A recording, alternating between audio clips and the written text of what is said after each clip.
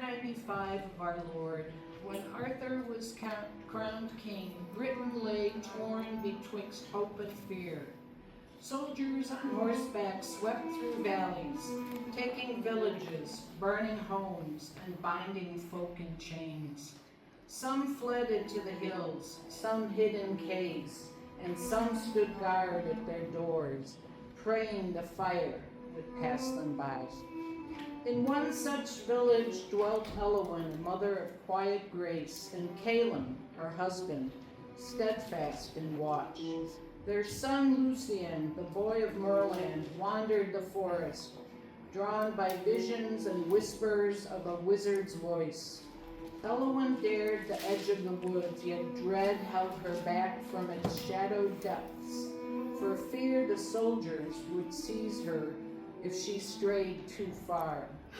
Caleb kept vigil at the house, lest the riders descend and reduce it to ash.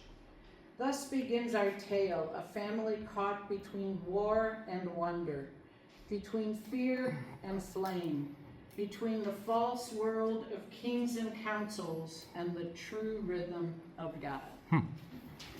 The soldiers are nearby. We should flee soon, before they ride through. They have taken homes in the valley. We cannot. But where is our son?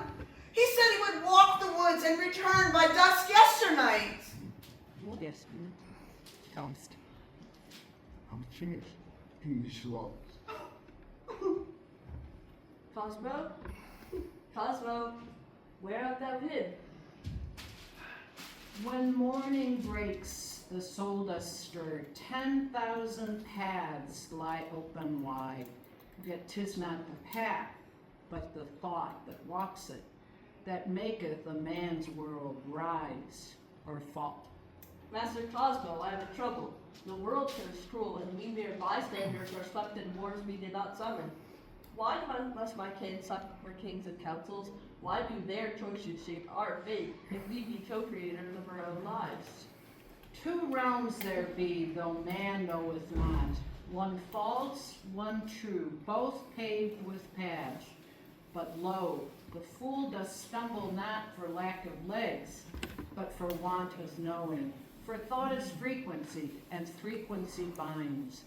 As a man thinketh, so he is, not by flesh, but by vibration. In one world, the sign is cursed, a swastika of hate. In another, it is sacred, a wheel of beginning.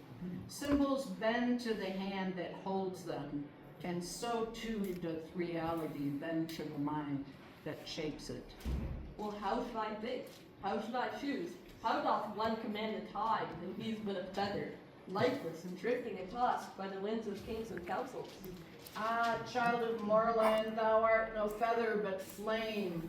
The tide obeyeth not the wind, but the moon. Psalm 89, verse 37. The moon is the faithful witness in the sky, and the moon obeys the rhythm of God. He said.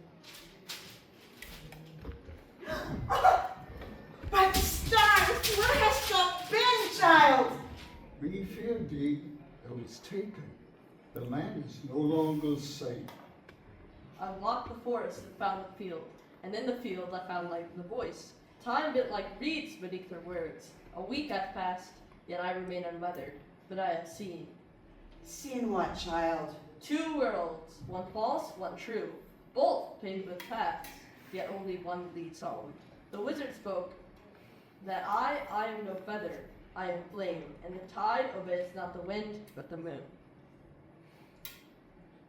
The war, the soldiers. Let them come. If we flee, we carry fear. If we stay, we anchor truth. This house is not just put in stone, it is rhythm, and rhythm, once remembered, cannot be burned. Then we stay. There was a ram in the bush, and the voice of the Lord said, "Be still and know that I am God." For when a man stands still, he begins to notice the energy of God. Not just the warmth, but the power of discernment. And in that discernment, he learns to align his frequency not with the noise of politics, but with the rhythm of the divine. He remembers that he is not a feather in the wind, but a flame in the storm. That he is not a victim of kings and councils, but a co-creator of destiny. Thought is frequency, and frequency is power. As a man thinketh, so he is. So I ask you, not just my mother, not just my father, I ask you, how will you think? How will you choose? Will you flee from the false, or will you stand in the true? For the tide obeyeth not the wind, but the moon. Psalm 89, verse 37. The moon is the faithful witness of the sky, and the moon obeys the rhythm of God.